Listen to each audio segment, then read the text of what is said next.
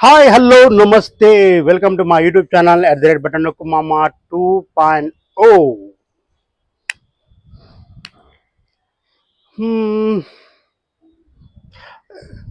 ఒక విషయం చెప్పే ముందు ఒక డైలాగ్ చెప్తా.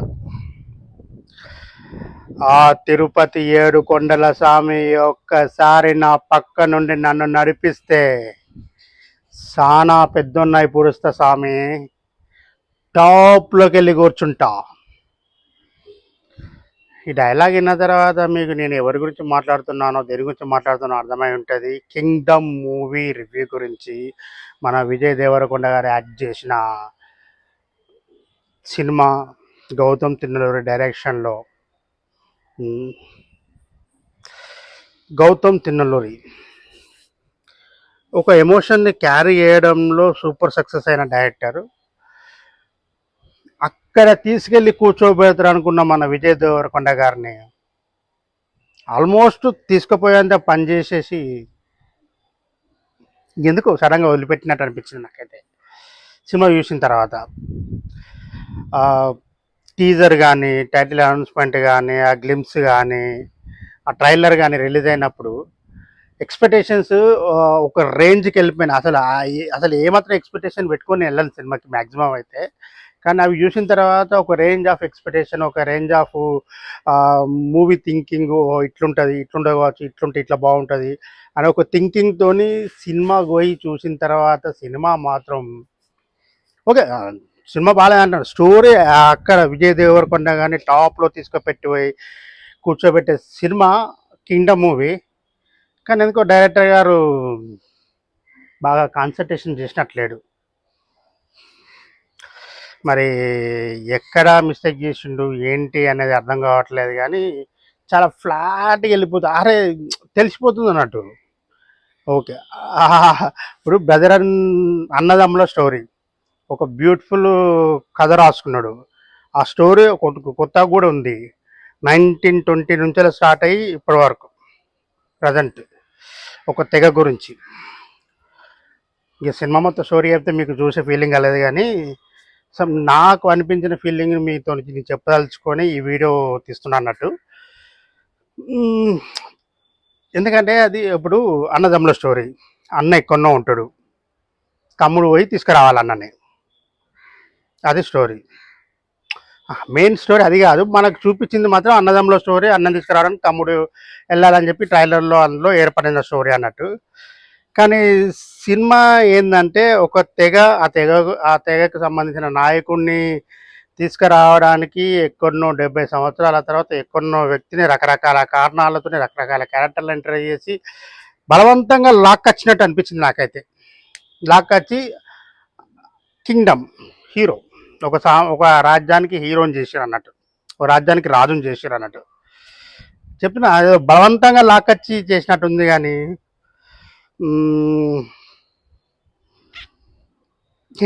అంటే బాగాలేదా అంటే బాగుంది. అక్కడికి వెళ్ళి కూర్చోబెడుతుందా అంటే కూర్చోబెట్టదు విజయ్ దేవరకొండ.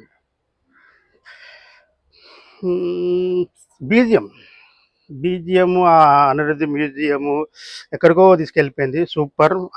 ఎక్కడెక్కడ ఎలివేషన్ సీన్లలో ఎంత హైలైట్ చేయాలనో అంత హైలైట్ చేసింది ఈ రోజాన్ని. చాలా వరకు చాలా చోట్ల చాలా స్లోగా, అంటే ఆ సిచ్యువేషన్ తగ్గట్టు, ఆ సీన్కి తగ్గట్టు కరెక్ట్ కొట్టిండు అనుకో. అందులో మ్యూజిక్ డైరెక్టర్ తప్పేం లేదు. మొత్తం మన గౌతమ్ తిన్నలూరి గారి మిస్టేక్సే చాలా కనిపించినాయి అందులో. విజయ్ దేవరకొండ గారు ఎంతవరకు లాక్కెళ్ళాను, ఎంతవరకు అక్కడికి వెళ్ళి కూర్చోడానికి ఎంత ట్రై చేయాలో అంత ట్రై చేసినట్టు అనిపించింది ఈ మూవీలో. మేక్ ఓవర్ కానీ ఆ క్యారెక్టరైజేషన్ కోసం ఒక్కొక్క, అంటే ఆ మేక్ ఓవర్ చేసిన విధానం కూడా చాలా బాగా అనిపించింది. ఎందుకు ఏదో ఫ్లాట్గా ఏదో తెలిసిపోతుంది ఇట్లనా. యాక్చువల్లీ అయితే నేను అనుకున్నది ట్రైలర్ చూసినప్పుడు నేను అనుకున్నది ఏంటంటే, ఒక దగ్గర ఉన్నాడు, అన్నం తీసుకొని రావాలి తమ్ముడు.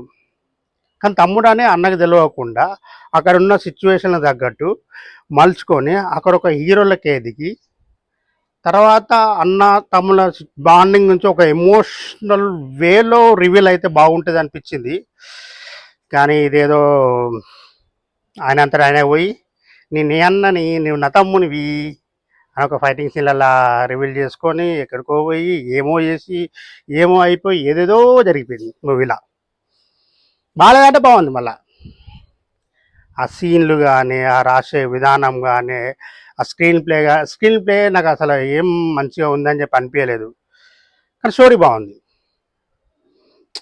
బాగుంది. తీసుకెళ్లే విధానం చాలా స్లోగా చాలా ఫ్లాట్గా వెళ్ళినట్టు అనిపించింది. ఫస్ట్ హాఫ్ మంచిగా ఉంది. మళ్ళీ సెకండ్ కాదు, ఇప్పుడు వచ్చే సినిమాలన్నీ ఏమవుతున్నాయో నాకు అర్థం కావట్లేదు. కానీ ఫస్ట్ హాఫ్ అంతా ఒక రేంజ్కి అట్లా తీసుకెళ్తున్నారు. ఫస్ట్ హాఫ్ అయిపోయి సెకండ్ హాఫ్ రాగానే మళ్ళీ ఎక్కడికో తీసుకెళ్ళిపోతున్నారు. మళ్ళీ ఇంకోటి ఏంటంటే రెండు పాటల కోసం సినిమా స్టోరీ రాసుకున్నట్టు అనిపిస్తుంది వీళ్ళు. ఒక పాట సినిమాలు కనుమరుగైపోతాయేమో, సింగిల్ పార్ట్ మూవీస్ కనుమరుగైపోతాయని చెప్పి భయం వేస్తుంది. సినిమా ఇండస్ట్రీ ఇప్పుడున్న ఈ సిచ్యువేషన్లో సినిమా ఇండస్ట్రీ గురించి తలుచుకుంటే ఇంకా అన్ని డబుల్ పార్ట్ మూవీలే. ఇప్పుడు ఒక సినిమా సైన్ చేసిందంటే ఖచ్చితంగా రెండో సినిమా కూడా కన్ఫర్మ్ బుక్ అయిపోయినట్టే. ఒకటే హీరో 2 సినిమాలకి. మళ్ళీ ఆ సినిమా ఇప్పుడు తర్వాత వెంటనే వస్తుందంటే అది ఎప్పటికో ఈ సినిమా మర్చిపోయి ఎప్పటికో జమాన్ తర్వాత మళ్ళీ ఆ సినిమా వస్తుంది. మళ్ళీ ఆ సినిమా వచ్చిన తర్వాత ఈ సినిమా గుర్తు చేసుకోవాలి, అట్లున్నదా ఇట్లున్నదా, మళ్ళీ చూస్తే బెటర్ అని మళ్ళీ ఈ సినిమా చూసి అవుతుంది. వెంటనే బాహుబలి లెక్క బాహుబలి 1, బాహుబలి 2 ఎక్కువ టైం తీసుకోకుండా వెంటనే రిలీజ్ అయినాయి. అట్లా రిలీజ్ అయితే ఏం ప్రాబ్లం ఉండదు. కానీ అట్లా కాదు, ఇప్పుడు రిలీజ్ చేస్తారా మళ్ళీ ఏ పుష్కర ఈ సినిమా మొత్తం మర్చిపోయి అసలు ఏ జ్ఞాపకాలు లేకుండా పోతే చూసినావా మళ్ళీ పుష్కరాలకు మళ్ళీ అప్పుడు రిలీజ్ చేస్తారు. వీళ్ళు స్టోరీలు రాసుకునేటప్పుడే ఫస్ట్ పార్ట్ సెకండ్ పార్ట్ అని చెప్పి రాసుకుంటారు. మరి హీరోలు ఎందుకు ఎక్స్పెక్ట్ చేస్తారో నాకు అర్థం కావట్లేదు. ఇది సెకండ్ పార్ట్ అంటే రెండో పార్ట్ తీయాల్సిన సబ్జెక్ట్ కూడా కాదనిపిస్తుంది నాకైతే. నాకు అనిపించిన ప్రకారం అయితే రెండో పార్ట్ తీయాల్సిన సబ్జెక్ట్ కూడా కాదు, ఒక పార్ట్లోనే చూపించేస్తే మంచిగా ఉండు. మళ్ళీ సెకండ్ పార్ట్ కోసం వెయిట్ చేయాలి. యావరేజ్ అని చెప్పలేను, హిట్ అని చెప్పలేను, ఫ్లాప్ అని చెప్పలేను. బాగుంది అనిపిస్తుంది కానీ బాగాలేదు, అట్లున్నది సిచ్యువేషన్. విజయ్ దేవరకొండ గారు ఒక్కరే ఎక్కడికో లాక్కపోయినట్టున్నది సినిమాని. మరి గౌతమ్ తిరుమల గారు ఏం ఆలోచించి సినిమా తీసుకున్నా నాకు అయితే అర్థమవుతలేదు. నాగవంశీ గారు మీకు ఎందుకండి ఎప్పటికీ ఇలా జరుగుతుంది? పర్ఫెక్ట్ ఒక బ్లాక్ బస్టర్ బొనాంజా కొడతారేమో అనుకున్నా మన దేవరకొండ గారిని పెట్టి. చాలామందికి నచ్చకపోవడానికి గల కారణాలు చాలా ఉన్నాయి సినిమాలో. నచ్చేది అంటే ఇక హీరో అభిమాని కాబట్టి కంపల్సరీ బాగాలేకపోయినా నచ్చింది అని చెప్పి అనుకుంటారు. కాకపోతే బాగుంది సినిమా, బాగాలేదు అని చెప్పి అనలేండి, బాగుంది. కానీ మిస్ అయింది చాలా వరకు, చాలా చోట్ల చాలా మిస్ అయిపోయినాయి. హీరోయిన్ ఎందుకు పెట్టలేదు స్వామి నాకు అర్థం కావట్లేదు. పైసలు ఎక్కువే పెట్టలేట్లు హీరోయిన్. పాటలు పెట్టకపోవడం మంచిది. ఈ సినిమాలో డైరెక్టర్ గారు తీసుకున్న ఒక మంచి డెసిషన్ ఏంటంటే పాటలు పెట్టకపోవడం. పాటలు పెట్టిందంటే ఇంకా ఇంకా ఇంకా ఇంకా ట్రోల్కి గురయ్యేటోళ్ళు అస్సలు సినిమా కూడా ఇష్టాలు కావచ్చు మధ్యలో పాటలు పెడితే ఇట్లా ఈ స్టోరీకి పాటలు అవసరం లేదు. పాటలు పెట్టకపోవడం మంచిది. ఆ బ్యాక్గ్రౌండ్ మ్యూజిక్తోనే ఆ ఎలివేషన్స్తోనే సినిమాని ఎక్కడికో తీసుకుపోవచ్చు. అంతవరకు మన మ్యూజిక్ డైరెక్టర్ గారు కూడా చాలా వరకు సక్సెస్ అయ్యిండు. విజయ్ దేవరకొండ గారు ఎంతవరకు చేయాలో అంతవరకు న్యాయం చేసిండు. తర్వాత మిగతా క్యారెక్టర్స్ ఉన్నాయి. సత్యదేవ్ గారు చాలా బాగా యాక్ట్ చేశారు. కానీ సత్యదేవ్ క్యారెక్టర్ ఇంకా బెటర్గా చేస్తుంటే బాగుండు అనిపించింది నాకు. ఒక తెగకి నాయకుడు అన్నప్పుడు ఆ నాయకత్వానికి సంబంధించిన ఎలివేషన్స్ కానీ ఆ బిల్డప్ కానీ అది ఒక రేంజ్లో ఉండి దానికంటే హైప్ ఇచ్చే క్యారెక్టర్ తమ్ముడిది వచ్చినప్పుడు అది ఇంకా ఇంత బాగా ఎలివేట్ చేస్తే, ఇప్పుడు సత్యదేవ్ గారి క్యారెక్టరు ఒక తెగకి నాయకుడు అని అనిపించినప్పుడు ఆ నాయకత్వాన్ని బీట్ చేసి తమ్ముడు వచ్చినప్పుడు తమ్ముని క్యారెక్టర్ ఇంకెంత హైలైట్ చేయాలి?